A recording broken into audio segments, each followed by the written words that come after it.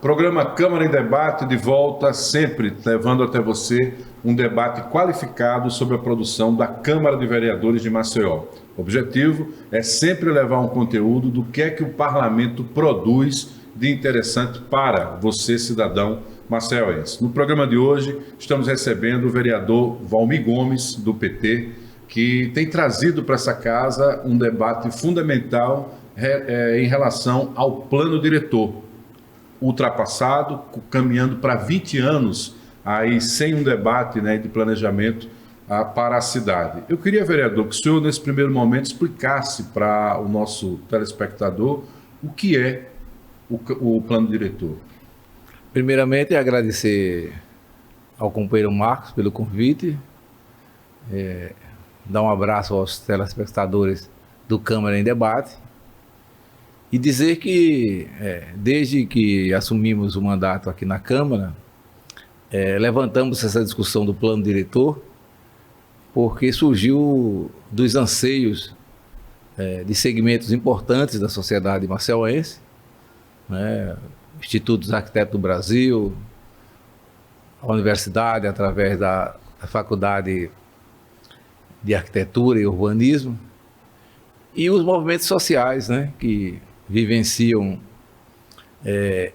um crescimento na cidade desorganizado, né, crescimento que não respeita os parâmetros do urbanismo, e é nesse sentido que nós consideramos como um tema imprescindível para o desenvolvimento de Maceió a discussão do plano diretor. Quando a gente fala em plano diretor, ele envolve a vida das pessoas, porque vai definir a estratégia de locomoção, de moradia, dos serviços que são oferecidos à população, é isso? Com certeza. O plano diretor, ele vai abordar todas as dimensões da vida humana, né, e da cidade. Então, e principalmente agora, né, com a tragédia da Braskem, né, destruindo 5 bairros da cidade. Então, o plano vem no sentido de dar um dinamismo ao crescimento da cidade, né? Porque essa desestruturação, já havia uma desestruturação própria do crescimento da cidade, né? E agora com a danificação desses bairros, é evidente que Maceió precisa urgentemente, né, levantar essa discussão, porque está crescendo a cidade para a parte alta, né?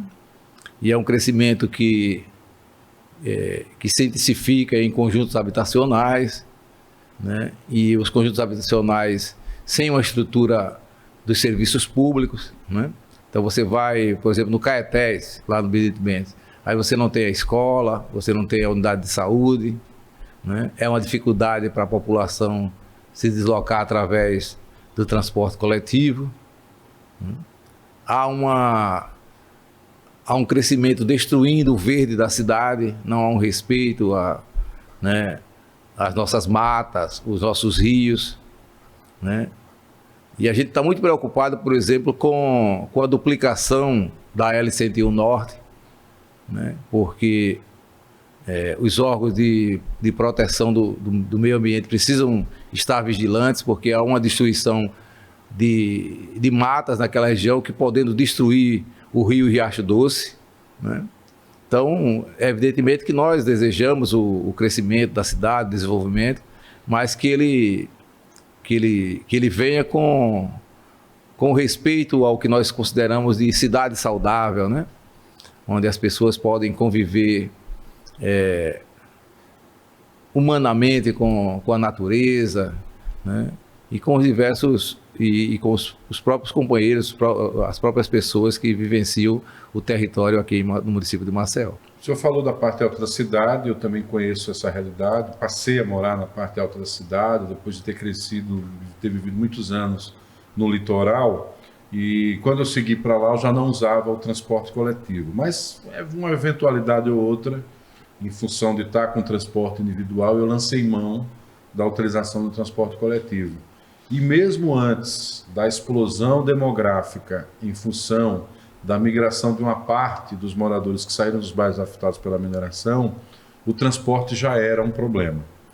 E com o surgimento de novos conjuntos, nós podemos perceber, até com algumas discussões na própria casa, que ainda continua sendo uma carência, né? O senhor tem a expectativa de que o plano diretor possa compreender, ou pelo menos incluir esse debate para tentar buscar uma solução para os próximos anos? Eu considero que é imprescindível, né? A discussão do plano diretor, ele desemboca inexoravelmente na discussão da mobilidade urbana, né? E é nesse sentido que a gente, humildemente, construímos um projeto de lei, inclusive aprovado pelos colegas vereadores, da constituição do Plano Municipal de Mobilidade Urbana, né? Porque a gente ainda vivencia Maceió centrada só no ônibus, né? Tanto é evidente que, por exemplo, nós não temos uma interligação entre o ônibus e o VLT, né? A pessoa que usa o ônibus não pode utilizar a sua passagem no VLT. Uma espécie de integração. De integração, né? Então, nesse sentido, o plano diretor vai se coadunar com a discussão da mobilidade urbana. Nós estávamos, inclusive, hoje numa reunião apoiando a luta dos trabalhadores SMTT, que desejam melhores condições de trabalho e de vencimentos, e nós apontávamos com o diretor, com o superintendente Dr. André, a possibilidade de podermos discutir a implementação desse plano aprovado aqui na casa, que inclusive coloca a discussão do Conselho Municipal de Transporte, que aí eu propus a transformação no Conselho Municipal de Mobilidade Urbana, e há uma perspectiva da Prefeitura, o doutor André ressaltou, de trabalhar uma proposição de mobilidade urbana, né? Ele, inclusive, traz como espelho uma experiência que desenvolveram lá em Fortaleza, no Ceará. Então, é nesse sentido que nós consideramos que, quando nós levantarmos a discussão do plano diretor, né, a discussão da mobilidade ela vai inexoravelmente transitar, né, no sentido de que a gente possa ampliar os modais que levam a gente a nos deslocarmos da cidade. Então, a gente já vê o crescimento da ciclovia, das pessoas que circulam com bicicleta. E é importante que a gente amplie a rede do VLT. Inclusive, há um compromisso da Braskem devido à destruição daquela faixa do Bom Parto a Bebedouro, que seja recompensado na ampliação dessa linha que sai da Estação Central, chegando até o Shopping Iguatemi. Então isso é possível. Esse projeto já existe, né? Inclusive, a gente, quando aprovamos a LDO, a gente já indicou essa discussão, né? E nós temos certeza que agora, com o governo do Partido dos Trabalhadores a nível nacional, o presidente Lula, a gente pode, inclusive, buscar recursos no sentido de que a gente possa fortalecer o VLT e então fazer uma junção com os ônibus. O senhor falou dos modais, um deles é o da bicicleta. Recentemente o prefeito entregou para a comunidade uma ciclovia na Avenida Fernandes Lima, nossa principal artéria, né, de ligação. Existia recurso da gestão passada, não tinha sido utilizado, ele põe em prática. Hoje temos da Praça Centenário até as imediações ali da Gráfica Graciliano Ramos, né? E ele se compromete com recursos próprios fazer uma ligação dali até próximo ao viaduto da Polícia Rodoviária Federal. De algum modo, há uma parcela da população que usa a bicicleta por extrema necessidade, outra que já adota a bicicleta como uma nova possibilidade de transporte, e há outra que precisa ser conquistada também para isso. E, de algum modo, o senhor acha que a Câmara também pode contribuir com essa discussão para que a cidade amplie ciclovias, já que, de alguma forma, é um modal de transporte reconhecido mundialmente? Não temos a menor dúvida. Inclusive, outros colegas vereadores já também levantam essa discussão, né? E eu considero que é o modal da ciclovia, né, a bicicleta, ela é importantíssima para um conjunto imenso de trabalhadores, né, que se deslocam da parte alta da cidade para exercer o seu trabalho todos os dias, né, e que utilizam a bicicleta como um meio de transporte que tanto é saudável, né, e que propicia e que se dá uma nova dinâmica à cidade, né? A cidade ainda está muito centrada no carro, né? E isso dificulta e propicia, inclusive, danos à saúde da gente, né? Então é nesse sentido que esse modal, eu acho que tenho certeza que ele vai crescer na cidade de Maceió. Doutor Valmir, o senhor, como médico, conhece a realidade da saúde na capital alagoana, atua numa região de periferia, né, ali no São Jorge, e aquela região também sofreu um aumento de fluxo de pessoas. O senhor sente, de alguma forma, uma sobrecarga na unidade onde o senhor trabalha em função do deslocamento de pessoas dos bairros atingidos? Esse equipamento também sentiu esse deslocamento de pessoas? O São Jorge tem uma característica singular, né? Ele é um bairro que cresce muito, né? O São Jorge hoje, nós podemos dizer que seja um dos bairros que mais se desenvolve na cidade, né? Porque estruturas começam a se localizar na região, por exemplo, o Atacadão, o próprio shopping, né? E investimentos em conjuntos habitacionais, né? Então, já existia um crescimento da população natural, da própria perspectiva que as pessoas consideravam São Jorge como um bairro bom de viver, né? E agora com a destruição dos cinco bairros, a gente percebeu também que muita gente procurou o São Jorge. E a unidade de saúde não comporta mais, né? Nós somos uma equipe de estratégia de saúde da família, 2 equipes, né? As duas equipes têm a obrigação de atender 8.000 pessoas, e o bairro hoje chega a 15, 20 mil pessoas.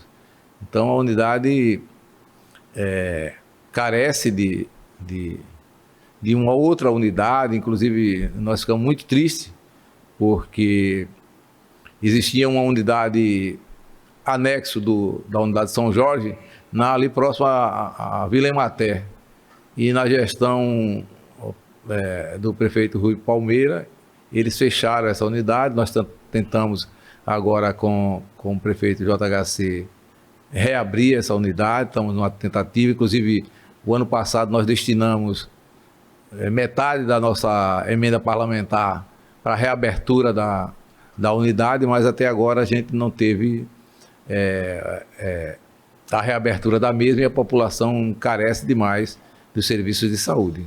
No tocante à operacionalidade, o que é que o senhor tem percebido do suporte de atendimento que o Executivo, a própria Secretaria tem dado para o trabalho, para o desenvolvimento da atividade médica? Eu sei que há um novo modelo de atendimento que se prorroga, né, até uma parte da noite, é o Corujão da Saúde. Quando isso foi, obviamente, apresentado à população, e na defesa da ideia, o próprio prefeito falava da possibilidade de acabar com uma demanda reprimida no tocante aos atendimentos. Como é que isso tem ocorrido na prática? A gente observa que há um esforço do prefeito JHC, da secretária Célia, em buscar melhorias na saúde. E o Corujão, ele de certo modo, ele vem de encontro a essa perspectiva, né? Você consegue ampliar, porque inclusive você dá oportunidade que aquela pessoa que trabalha durante o dia possa, no período de 18 horas às 21, se deslocar à unidade.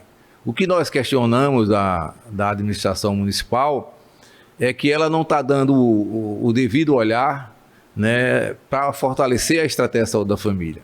Nós consideramos que a estratégia de saúde da família o caminho, a luz, a bússola, que faz com que a gente possa elevar as condições de promoção, de prevenção da saúde dos maceienses, dos nossos munícipes.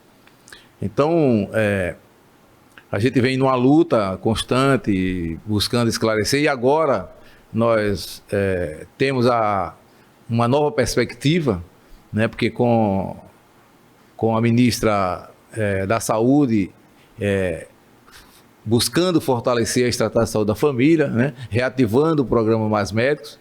Inclusive hoje nós tivemos conhecimento da destinação de recursos para o estado de Alagoas, e Maceió também será contemplada. Então a gente vai buscar com a secretária doutora Célia, que a gente possa aprofundar, né, e avançar, né, na estratégia de saúde da família. Eles argumentam que a equipe da estratégia da família é uma equipe cara, né, mas aí ela não precisa contratar o médico agora, não só o médico. A nova perspectiva agora do governo do Partido dos Trabalhadores, do presidente Lula, é de trazer também outros profissionais, por exemplo, assistente social, psicólogo, para compor a equipe que se restringe a médico, enfermeiro, odontólogo e o agente comunitário de saúde e o técnico de enfermagem. Então, você terá condições, por exemplo, de contratar esses médicos com recursos do governo federal. Nós consideramos que temos a absoluta certeza que haverá uma autocrítica ou uma reorientação da política municipal de saúde em Maceió, fortalecendo a estratégia de saúde da família. Porque esse é o propósito, porque você leva o profissional da saúde até a residência da pessoa, né? Então, a pessoa sofreu um acidente, por exemplo, está no HGE, quando retorna à sua residência, é o profissional da estratégia da família que vai lá visitar ele na casa, o agente, o médico, né? E você cria laços de afetividade, né? E constrói uma saúde que não se restringe só ao medicamento, né? Então se amplia para outras formas de lidar com a vida e com a saúde das pessoas. Então, de alguma forma, a discussão sobre o programa Saúde da Família, ela inclui o executivo, o legislativo, os profissionais da área de saúde, todos os segmentos que nele atuam, e a população. De que modo ela pode contribuir com esse debate? Também pode ajudar a pressionar ou a Câmara ou o Executivo? A população ela é fundamental nessa discussão, né? Porque, inclusive, o próprio Sistema Único de Saúde, ele proporciona a participação da sociedade, né? Então, na estrutura do SUS, nós temos o Conselho Municipal de Saúde, né? No Estado, o Conselho Estadual da Saúde, e a nível nacional, o Conselho Nacional. Então, o Conselho Municipal de Saúde que traça a política de saúde no município, né? Então, e você tem a participação da sociedade dentro desse conselho. Então, o conselho é composto de 4 segmentos, né? O gestor, o secretário de saúde, as pessoas que compõem a secretaria, os prestadores de serviço, os trabalhadores e os usuários. Então, 50% é dos usuários, 25% dos trabalhadores e 25% da gestão e dos prestadores. Então, essa participação ela é fundamental. Tanto que agora nós terminamos a semana passada a Conferência Municipal de Saúde de Maceió e ela apontou claramente, né, a população participou ativamente da discussão e apontou no fortalecimento da estratégia de saúde da família, que precisa crescer em Maceió. Só temos 30% de cobertura e nós precisamos avançar, né? Mas a gente também aqui não deve deixar de louvar e parabenizar o prefeito JHC e a secretária Célia pela iniciativa do Corujão da Saúde, que é também uma oportunidade de você elevar a saúde às pessoas. Tanto que eu, como vereador, né, a gente solicitou que algumas unidades que nós consideramos interessante a ampliação, como a unidade de saúde de Ferno Velho, né, porque lá é um bairro distante do centro. Então, o Corujão chegando a Ferno Velho, ou chegando ao São Jorge, ou chegando a Ipioca, né, ele propiciona, né, que a pessoa se desloque com mais facilidade à unidade de saúde. Nós estamos conversando hoje, um dia após a assinatura por parte do presidente Lula, né, do piso nacional para a enfermagem. De certa maneira, um compromisso do governo, um primeiro passo do governo nesse mandato do presidente em relação à categoria da saúde, em especial os enfermeiros. Isso pode, de alguma forma, contribuir também com essa discussão e aprimoramento do Programa Saúde da Família, a esse salário diferenciado para os enfermeiros? Enfermeiros com nível superior, né? Sim, não será só para o nível superior também, vai haver também para os técnicos de enfermagem, só que numa proporção 75% do piso, 50% do piso e assim por diante. É fundamental, essa era uma reivindicação já antiga dos enfermeiros e enfermeiras, né? Tal qual o piso dos agentes comunitários de saúde e dos agentes de endemias, né? E isso vem dignificar o trabalho que é brilhante das enfermeiras, né? As enfermeiras têm um papel importantíssimo dentro da estrutura da unidade de saúde. Na estratégia de saúde da família também é fundamental. E nós consideramos que é possível dialogar com os estados e com as prefeituras e com a iniciativa privada, né, para que a gente possa garantir esse piso da enfermagem, até porque na discussão do orçamento foi possível colocar já recursos nesse sentido, né, e assim a gente dignificar uma categoria que é importantíssima dentro do Sistema Único de Saúde. Nós entendemos, vereador, e da primeira vez que falávamos na primeira temporada do Câmara em Debate, o contexto nacional político era diferente. Hoje é o seu partido que está no comando do país, e quais as perspectivas que o senhor vê, inclusive para uma discussão do que é a gestão federal, no tocante a uma ligação com a gestão do Executivo Municipal, mesmo sendo antagônico, né, no momento em termos de orientação ideológica? O que ressalta a conjuntura política após as eleições de 2022, as eleições do ano passado, outubro de 22, é que a gente desarma a sociedade, né? Desarma a sociedade daquela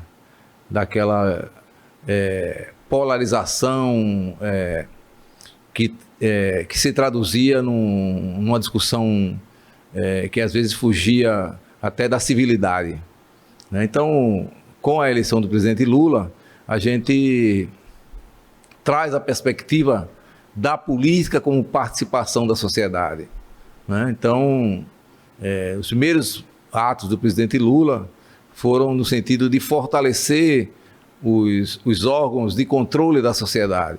Então, o retorno das conferências nacionais de saúde, a reativação dos conselhos, do Conselho de Desenvolvimento Social, né?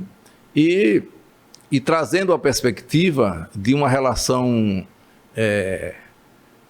evidentemente que você vai ter contradições, vai ter debates, com o parlamento, né? Então, a gente tem plena certeza de que as políticas públicas que vão ser implementadas pelo presidente Lula e pelo Partido dos Trabalhadores e os partidos coligados, né? Porque o governo não é só do Partido dos Trabalhadores, é um governo que compõe um leque de alianças, né? A gente tem certeza que podemos ter uma relação com o prefeito JHC, mesmo ele sendo de um partido que não teve nas fileiras da eleição do presidente Lula, mas nós estamos o pacto federativo, né? Tem que respeitar, né? Tanto o presidente Lula vai ter uma relação de civilidade com o prefeito JHC, e nós esperamos também que o prefeito JHC tenha também, nós sabemos da sua postura, ele precisa, né, das ações do governo federal, né, para que nós possamos construir uma Maceió que todos nós desejamos, uma Maceió que a gente possa acabar com o apartheid social. A gente tem uma cidade ainda com grandes níveis de empobrecimento, né? E muito próxima, né? Porque a distância da orla marítima para a orla lagunar, né? Ela é poucos quilômetros. Poucos quilômetros, E, em compensação, nós temos um índice de desenvolvimento humano na orla comparáveis ao do primeiro mundo, e na orla lagunar comparados a países muito subdesenvolvidos, inclusive abaixo até da realidade brasileira, né? Então é nesse sentido que todos nós, né, todos nós que assumimos uma função pública, temos o dever, né, de buscar o entendimento, de buscar parcerias para que a gente possa avançar e dignificar a vida dessas pessoas. Então, a gente vem trabalhando junto à administração municipal, com todo o respeito, fazendo a crítica quando ela é pertinente, no sentido de que a gente possa avançar. Tanto que agora nós aprovamos aqui na Câmara a política municipal de segurança nutricional e alimentar, né, que é uma proposição que vai se encaixar com o programa do governo federal, né, no sentido de que a gente possa reduzir ainda mais as desigualdades. Nós aprovamos esse projeto, já está uma discussão com o secretário Júnior Leão, para que a gente possa implementar esse programa, inclusive com recursos que vêm da esfera federal. A gente ficou até feliz, ainda não é um fato concreto, mas tomamos conhecimento de que nessa reforma administrativa que vai chegar à casa, já há uma perspectiva na Secretaria de Abastecimento de se ter uma coordenação da segurança alimentar e nutricional. Então já há uma sinalização da Prefeitura, e aí a gente tem a certeza de que podemos trabalhar com o Ministério a nível federal e podemos traçar recursos e dignificar a vida dos nossos irmãos maceienses. Tomara que isso aconteça, doutor Valmir, e que a nossa próxima entrevista com o vereador doutor Valmir Gomes, do PT, possa refletir também essa realidade. O Câmara de Debate chega ao final, nós contaremos com a sua audiência no nosso próximo programa. Muito obrigado, até a próxima.